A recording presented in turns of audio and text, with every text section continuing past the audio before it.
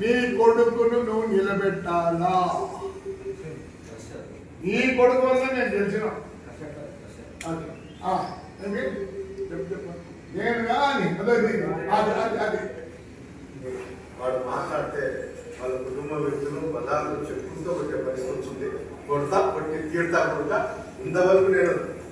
ఇంతవరకు చర్చల వల్లే నేను ఉండాలని చెప్తున్నా. కట్టుబడి అతను ఇదే విధంగా నన్ను చంపుతారంటే వాడి తప్పిన ఒకటి కుక్కని తప్పిన ఒకటి. వాడు నాకు కొడుకులు ఉన్నారని వార్నింగ్ ఇచ్చిన గతంలో ఏమీ ఉండదు. ఆ వార్నింగ్ నా కొడుకులు ఎప్పుడైనా పోయా నిర్ణయించుకోను. కొట్లాడాలా నిర్ణయించుకుంటే అతను కుటుంబ సభ్యులు వస్తారు, నేను నా కుటుంబ సభ్యులు ఒకసారి వస్తాను. అతను నేను ఎవరో ఉంటాను. అతని కొడుకు చెప్తాను మున్సిపల్ ఎలక్షన్ వస్తే వాడికి పోటీ చేసి గెలిచమను. నా కొడుకునో నేను నా భార్యలో నిలబెడతా. అప్పుడు చెప్తా నేను రాజకీయాల గురించి ఇంకో దాని గురించి కొడతా. నేనేమిటో చేసి సోదరులు ఏమిటో కొడతా. ఆ రోజు నిరూపిస్తాను.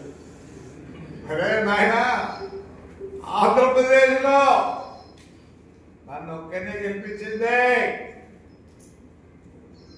ఇది మాటలు చూడండి దయచేసి నాయకులారా.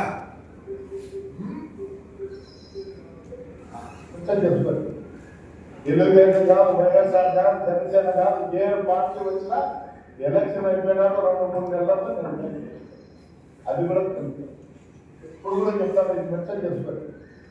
తెలుగుదేశం కాదు, వైఎస్ఆర్ కాదు, జనసేన కాదు, ఏ పార్టీ వచ్చినా ఎలక్షన్ అయిపోయినాక 2-3 నెలల్లో అది కూడా భయపడితే భయపడి తిరిగిపోతా. భయపడకుండా ఎదుర్కొన్నామంటే ధైర్యం ఉంటుంది. అంటే అతని విజ్ఞానం వదిలిపెడతా. భయపడకుండా ఎదుర్కొంటాడో భయపడి కోరుకుంటాడో అది. నేనే నా గవర్నమెంట్ వస్తేనే నేను ఎదుర్కొంటాను చెప్పడానికి. ఏ గవర్నమెంట్ వచ్చినా 4 నెలల తర్వాత నేను మొదలు పెడతా. చేతులు ఎత్తి ఎదుర్కొని చెప్తాను. అది నేను చెప్తాను. నేనే మా గవర్నమెంట్ వస్తానే నేను మీరు ముందుగా చెప్పాను. అతను కనుకుంటాను మా గవర్నమెంట్ ఉంది కాబట్టి మాట్లాడతాను. నేను ఖచ్చితంగా ఏ మాట మాట్లాడితే దానికి కట్టుబడి ఉంటాను.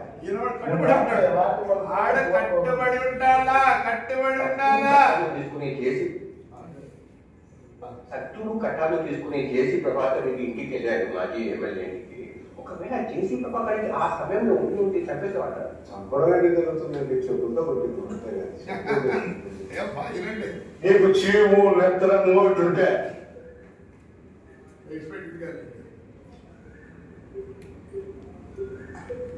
సంవత్సరం క్రితం జేసీ ప్రభాకర్ రెడ్డి గారి ఇంటికి మీరు వెళ్ళారు. లేనప్పుడు మా ఇంటికి వచ్చారు చెప్తాను. ఉన్నప్పుడు పోతే వాళ్ళు ఎవరు చెప్తారో చెప్పుకున్నాను.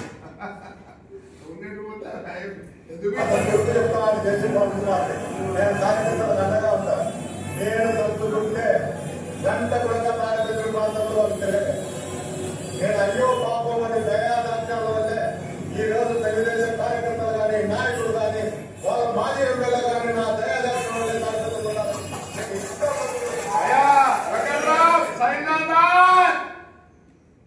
మాధవ విశ్వేశ్వరరెడ్డి ఆయన తండ్రి కాపాడండి నాయన నన్ను.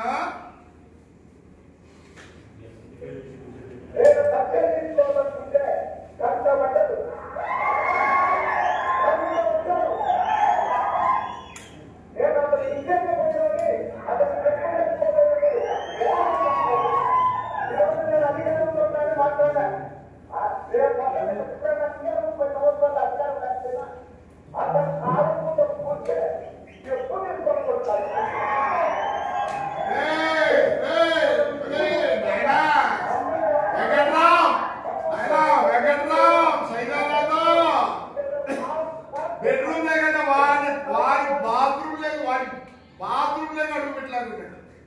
ఎందుకయ్యా ఏనండి